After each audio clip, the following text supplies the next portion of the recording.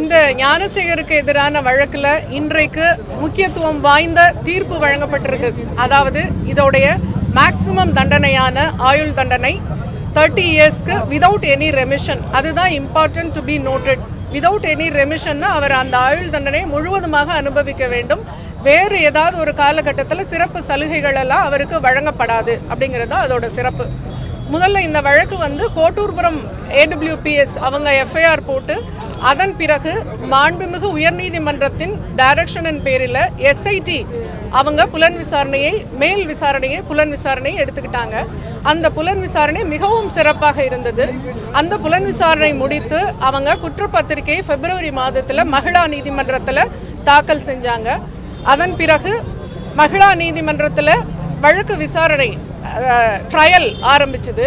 April 23ஆம் தேதி பாதிக்கப்பட்ட பெண் முதன்முறையாக ஏறினாங்க. அதன் பிறகு மே 23ஆம் தேதி ஆர்கியூமெண்ட்ஸ். ஸோ அந்த வழக்கு விசாரணையை எவ்வளவு துரிதமாக நடத்தினோம் என்பது இதிலிருந்து உங்களுக்கு புரியும். இதில் 11 குற்றச்சாட்டுகள் அவன் மேலே தொடுக்கப்பட்டிருந்தது. அந்த 11 குற்றச்சாட்டுகளுக்கும் எவிடன்ஸ் எப்படி கொடுத்தாங்க அப்படின்னா, அரசு தரப்புல வாய்மொழியாகவும் ஆவணம் பூர்வமாகவும் ஃபாரன்சிக் ரிப்போர்ட், அதாவது அறிவியல் பூர்வமாகவும் எல்லா குற்றச்சாட்டுகளுக்கும் தகுந்த எவிடன்ஸை நீதிமன்றத்தில் சமர்ப்பித்தோம். அந்த எவிடன்ஸை நீதிமன்றத்திற்கு திருப்திகரமாக இருந்ததனால்தான் இன்றைக்கு இவ்வளவு பெரிய முக்கியத்துவம் வாய்ந்த ஜட்ஜ்மெண்ட் இன்றைக்கு கிடைத்திருக்கு. இதுல ரொம்ப முக்கியமாக கருதப்பட வேண்டியது, எல்லா விட்னஸஸும் மிக அருமையாக அரசு தரப்பிற்கு சாட்சியை நிரூபிக்கக்கூடிய வகையில் அவங்களுடைய எவிடன்சஸ் இருந்தது அப்படின்றத நான் சொல்லிக்கிறேன்.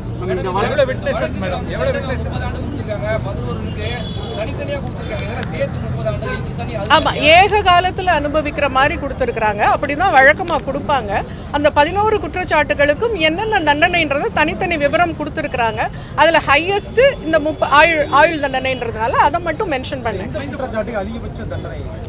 தீர்ப்பின் முழு விவரங்களை நான் படிக்கல, நான் படிச்ச பிறகு சொல்றேன். இதுதான் அது மேக்சிமம். இந்த குற்றச்சாட்டுக்கு மேக்சிமம் பனிஷ்மெண்ட் இதுதான், இது வழங்கப்பட்டுள்ளது. அதை தாண்டி விதவுட் ரெமிஷன், அதுதான் அதுல ரொம்ப சிறப்பா பார்க்கப்பட வேண்டிய விஷயம். விதவுட் ரெமிஷன்னா எந்த ஒரு சலுகையும் அவருக்கு கிடையாது. எந்த ஒரு நன்னடத்தை காரணமாக வெளியே வருது இதெல்லாம் எதுவுமே கிடையாது. ஆயுள் தண்டனையை முழுமையாக அனுபவிக்க வேண்டும், ஏற்றுக்கொண்டது. தண்டனை குறைப்புக்கு கண்டிப்பாக இது மேல்முறையீடு போறதுக்கு வாய்ப்பு இருக்கு. அதை நான் சொல்ல முடியாது, அது அக்யூஸ்ட் தான் முடிவு பண்ணணும். அது தவிர ஒரே ஒரு விஷயம் நான் தெளிவுபடுத்தணும்னு நினைக்கிறேன். இன்னொரு நபர் இதில் சம்மந்தப்பட்டிருக்கிறாரான்னு நிறைய டிபேட் அதெல்லாமே நான் பார்த்தேன். அதில் நான் தெளிவுபடுத்தணும்னு நான் நினைக்கிறேன். முதல்ல எங்களை பொறுத்த வரைக்கும் அந்த அக்யூஸ்டுடைய ஃபோன் தான் வெப்பன் ஆஃப் த கேஸ். அந்த ஃபோனை ஃபாரன்சிக் எவிடன்ஸ்க்கு நாங்கள் அனுப்புகிறோம். நீதிமன்றம் மூலமாக ஃபாரன்சிக்கு அனுப்பப்பட்டு அந்த ஃபோனில் என்னென்ன விஷயங்கள் இருந்தன, அதில் அவருடைய சோஷியல் ஆக்டிவிட்டீஸ் என்னென்ன, சோஷியல் மீடியா எதெல்லாம் இருக்கிறாரு, வேற என்னென்னலாம் அதில் இருக்கு அப்படின்னு சொல்லி எல்லாத்தையுமே அந்த ஃபாரன்சிக் அனாலிசிஸ்க்காக அனுப்பப்பட்டது. அதில் குறிப்பாக அந்த சம்பவ தினம் 23ஆம் தேதி அந்த ஃபோனுடைய நடவடிக்கை என்ன அப்படின்னு ஃபாரன்சிக் லேப் அனலைஸ் பண்ணி அந்த ஃபோன் ஃப்ளைட் மோட், அதாவது ஏரோப்ளைன் மோடில் போடப்பட்டது அப்படிங்கிறத FSL ஃபாரன்சிக் சயின்ஸ் லேபரட்டரி ரிப்போர்ட்டாக ஆவணமாக நீதிமன்றத்தில் தாக்கல் செய்துள்ளது. அந்த சம்பவ நேரத்தில் சம்பவ நாளன்று அந்த போன் ஏரோப்ளைன் மோடில் போடப்பட்டிருந்தது என்பதை ஆவணபூர்வமாகவும் அந்த நிபுணர் வாய்மொழி சாட்சியாகவும் நீதிமன்றத்தில் சொல்லிட்டு போயிருக்காங்க. ஒரு பாயிண்ட். செகண்ட் பாயிண்ட் என்ன நான் சொல்லணும்னு நினைக்கிறேன்னா, அது அவனுடைய போன் ஏர்டெல் சிம். அந்த ஏர்டெல் ப்ரொவைடர் நோடல் ஆஃபீஸர் நீதிமன்றத்துக்கு நேரடியாக அந்த 23ஆம் தேதி 6:29க்கு தான் முதல் கால் அவருக்கு. அதன் பிறகு அவருக்கு எந்த அழைப்பும் இல்லை 8:52 வரைக்கும். 8:52க்கு SMS அலர்ட் அவருக்கு கிடைக்குது. என்னன்னா மிஸ்ட் கால் அலர்ட் கிடைக்குது. ஸோ இவர் இந்த காலகட்டத்தில் ஏரோப்ளைன் மோடில் போடப்பட்டிருக்கிறார் அப்படிங்கிறத ஏர்டெல் ப்ரொவைடரும் தெளிவாக நீதிமன்றத்தில் எடுத்துரைத்துட்டார். இதையும் தாண்டி இன்னொரு விஷயமும் சொல்கிறேன். 358 BNSS படி இஃப் சப்போஸ் ஒரு பர்சன் அதில் இன்னொருத்தர் இருக்கிறாரு அப்படின்னு நீதிமன்றம் கருதினால் நீதிமன்றத்திற்கே அதிகாரம் உண்டு அவனையும் இணைத்து குற்றவாளியாக்கி விசாரணை நடத்தலாம்னு. இப்ப கொடுத்த எவிடன்சஸ் எல்லாம் நீதிமன்றம் திருப்தியுற்றதுனால தான் இவர் மேல நீதிமன்றம் நடவடிக்கை எடுத்து இந்த தீர்ப்பை இன்றைக்கு கொடுத்துள்ளது. எனவே இதன் பிறகு இதை பற்றி பேசினால் அது கண்டெம்ட் ஆஃப் கோர்ட், நீதிமன்ற அவமதிப்பு என்பதை தெரிவிக்கும்.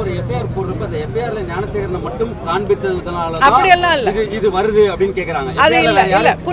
எஸ்ஐடியுடைய புலன் விசாரணை பிரமாதமாக இருந்ததுங்க. புலன் விசாரணையில நூல் இழைய கூட அவங்க விடல, எல்லாத்தையும் கிளீனா புலன் விசாரணை பண்ணிட்டாங்க. இப்ப நான் சொன்ன எவிடன்ஸுக்கு மேல உங்களுக்கு என்ன வேணும்? அவ்வளவு தெளிவான எவிடன்ஸ் கொடுத்துட்டாங்க.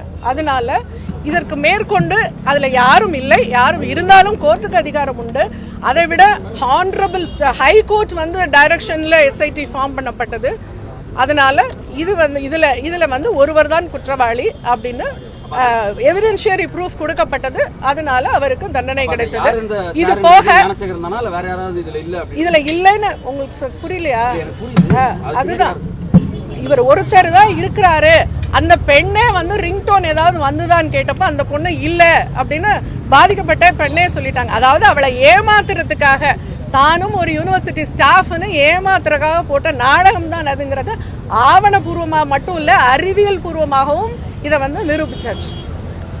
அது போக இதுல வந்து ஒரு சிறப்பான விஷயம் என்ன காமனா நான் சொல்லணும்னு நினைக்கிறேன்னா, பெண்கள் வந்து இந்த மாதிரி துணிஞ்சு வந்து புகார் கொடுக்கணும். பெண்கள் பயந்துட்டு, அநீதி இழைச்சவனுக்கு பயந்துகிட்டு அப்படி உட்காரக்கூடாது. அந்த பெண் துணிச்சலா வந்து கொடுத்ததுனால இன்றைக்கு அவனுக்கு அந்த தண்டனை கிடைக்கப்பட்டிருக்கு. எனவே பெண்ணுக்கு அநீதி ஏற்படும் பட்சத்துல சட்டமோ மாண்புமிகு நீதிமன்றமோ அரசாங்கமோ பார்த்து கொண்டிருக்காது என்பதற்கு இந்த வழக்கை ஒரு எடுத்துக்காட்டு. நன்றி, வணக்கம். இந்த வழக்குல யாருமே பிறல் சாட்சி யாருமே இல்லைங்க, எல்லாருமே தெளிவான சாட்சிகள் தான். இழப்பீடு வந்து அவனுக்கு அந்த குற்றவாளிக்கு கொடுக்கப்பட்ட அந்த ஃபைன் அமௌண்ட்டை பெண்ணுக்கு இழப்பீடா கொடுக்கணும்னு நீதிமன்றம் கொடுத்துருக்காங்க. அது போக டிஎல்எஸ்க்கு அவங்க ரெக்கமெண்ட் பண்ணியிருக்காங்க. டிஎல்எஸ் என்ன கொடுக்கலாம் அப்படின்னு நினைக்கிறாங்களோ அந்த காம்பன்சேஷனை கொடுக்கலாம்னு டிஎல்எஸ் வந்து ரெக்கமெண்ட் பண்ணியிருக்காங்க விக்டிமுக்கு தான். தீர்ப்பு விவரத்துல ஒரு அண்ணா பல்கலைக்கழகத்துல இப்படி நடந்திருக்கு, பாதுகாப்பு கூடுதலா அரசு கொடுக்கணும் அப்படின்னு நான் சுட்டி காண்பித்திருக்காங்க. தீர்ப்பை வந்து முழுமையா நான் இன்னும் படிக்கல. நீதிபதியும் அந்த தண்டனை விவரத்தை மட்டும்தான் சொல்லியிருக்காங்க. கண்டிப்பாக அதற்கான அப்சர்வேஷன் பண்ணியிருப்பாங்கன்னு நான் நம்புறேன். பாதுகாப்பு கூடுதலா கொடுக்கணும்னு பண்ணியிருப்பாங்க நான் நம்புறேன். எனக்கும் கொடுக்கணும்னு தோணுது. Okay, thank you so much. செய்திகளை உடனுக்குடனும் துல்லியமாகவும் தெரிந்து கொள்ள சப்ஸ்கிரைப் பண்ணுங்க.